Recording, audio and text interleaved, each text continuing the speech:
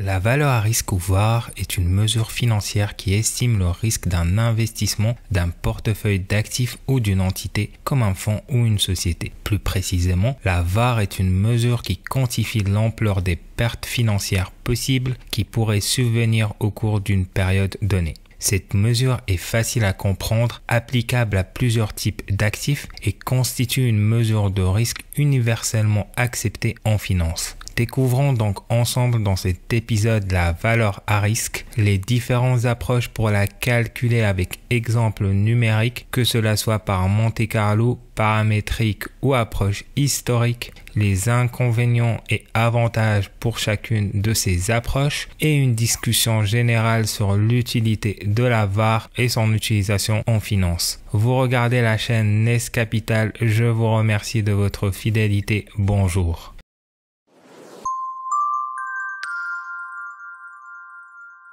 La VaR ou Value at Risk en anglais est un moyen de quantifier le risque de perte potentiel pour une entité, un portefeuille ou un investissement. La valeur à risque est généralement utilisée pour déterminer l'ampleur et les probabilités de perte potentiel dans un portefeuille donné. Les gestionnaires utilisent la VaR pour mesurer et contrôler leur niveau global d'exposition au risque. Lorsqu'elle est disponible, les investisseurs l'utilisent également afin de faciliter leurs décisions d'investissement. Il existe trois grandes méthodes afin de calculer la VaR. La méthode historique, la méthode paramétrique et la méthode par simulation Monte Carlo. Chacune de ces méthodes a ses propres hypothèses de calcul, ses avantages et ses inconvénients. Comme on le verra tout à l'heure, certaines méthodes demanderont plus de complexité de calcul et de ressources que d'autres. De plus, pas toutes seront efficaces afin de traiter certains types d'instruments financiers.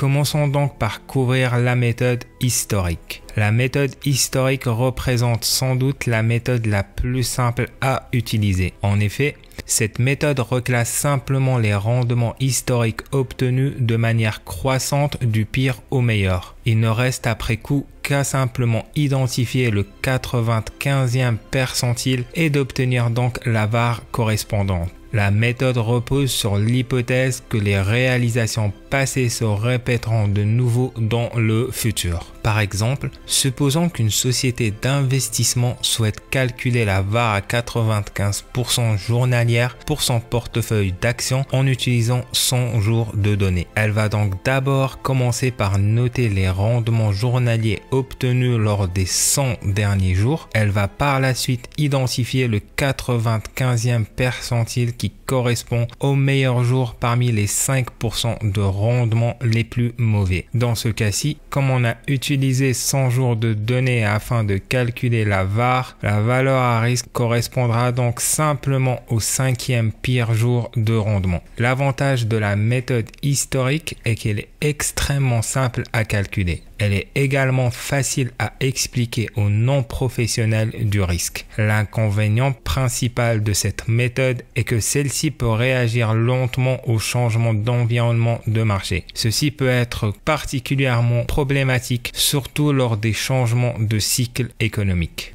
La seconde méthode que l'on va couvrir est la méthode de variance-covariance ou plus communément appelée la méthode paramétrique. Plutôt que de supposer que le passé détermine l'avenir, cette méthode part du principe que les gains et les pertes sont répartis de manière égale. De cette façon, les pertes potentielles peuvent être formulées en termes d'événements d'écart-type par rapport à la moyenne. Cette méthode convient plus particulièrement aux problèmes de mesure de risque lorsque les distributions sont connues et estimées de manière fiable. Les rendements estimés et l'écart-type peuvent être combinés pour créer une courbe de distribution normale. La VaR paramétrique suppose donc une distribution normale de la rentabilité ou la perte. Elle peut être calculée en appliquant la formule à l'écran. La VaR est donc égale au rendement espéré moins la valeur standard normale à 5% par exemple qui est de 1.645 multiplié par l'écart type des rendements, le tout multiplié par la valeur totale de l'investissement.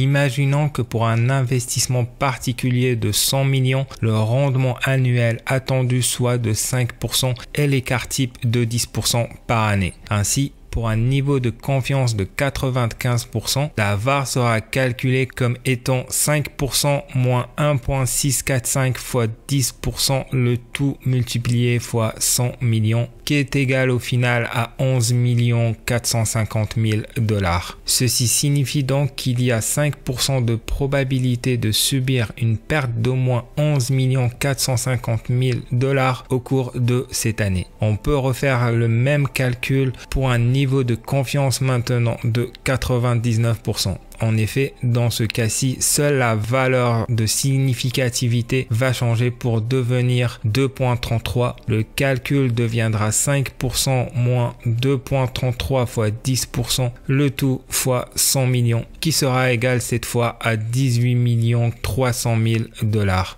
On a donc 1% de probabilité de subir une perte d'au moins 18 300 000 au cours de cette année. Notez que la VAR à un niveau de confiance de 95% est toujours plus grande que celle calculée pour un niveau de confiance à 95%. En effet, plus le niveau de confiance est élevé, plus la VAR calculée sera élevée également. L'avantage de la méthode paramétrique est bien évidemment sa facilité de calcul. Son principal inconvénient est par contre le fait d'assumer de manière systématique une distribution normale des rendements qui n'est pas forcément réaliste ou en phase avec la réalité. En effet, des facteurs hors marché peuvent accroître la volatilité des prix, ce qui fait que la courbe de distribution normale ne sera pas en phase avec les conditions réelles du marché. Passons maintenant à la dernière méthode qui est la méthode par simulation Monte Carlo. La simulation Monte Carlo désigne toute méthode qui génère des essais de manière aléatoire mais qui en soi ne nous apprend pas grand chose sur la méthodologie sous-jacente. En effet, on peut voir la simulation Monte Carlo comme une boîte noire générant des résultats probabilistes aléatoires. Cette technique utilise des modèles numériques afin de simuler des rendements projetés sur des centaines ou des milliers d'itérations possibles. Faisons un exemple tout simple afin de comprendre comment la VAR est générée dans ce cas-ci. Supposons que l'on effectue 100 simulations de rendement mensuel pour l'indice du Nasdaq. En analysant ainsi ces résultats, on s'aperçoit par exemple que sur les 100 simulations, les 5 pires rendements obtenus ont la valeur de moins 15, moins 17, moins 20, moins 23 et moins 25%. La simulation de Monte Carlo conduit donc à la conclusion que notre portefeuille encaissera une perte d'au moins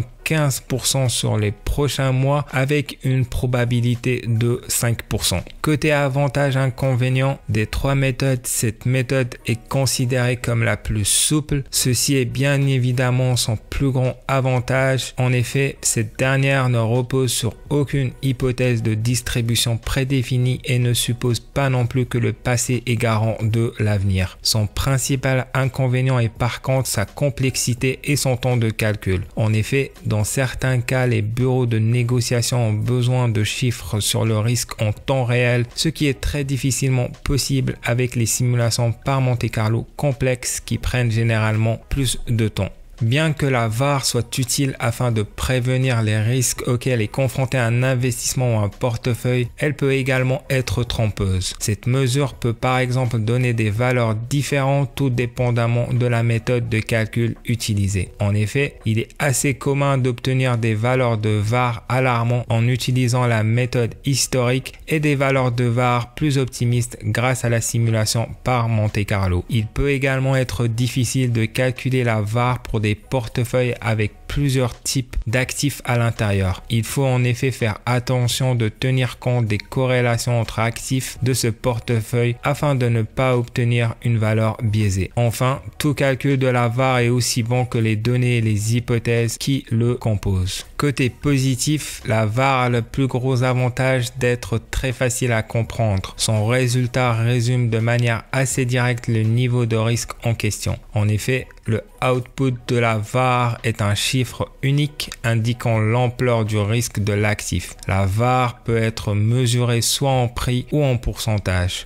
La valeur à risque peut de plus être appliquée à plusieurs types d'actifs tels que les obligations, les actions, les devises, etc. Cette mesure étant également très populaire sur le marché financier. Elle est notamment très utilisée par les banques et institutions financières afin d'évaluer la rentabilité et le risque des différents investissements. La VaR est également utilisée afin de répartir les risques en fonction de son résultat. Ceci clôt l'épisode d'aujourd'hui. J'espère que vous l'avez apprécié. N'hésitez pas à jeter un petit coup d'œil à nos autres vidéos pour apprendre plus de choses sur le monde merveilleux de la finance et de la bourse en général. Je vous remercie de votre écoute et vous donne rendez-vous dans le prochain épisode. Au revoir.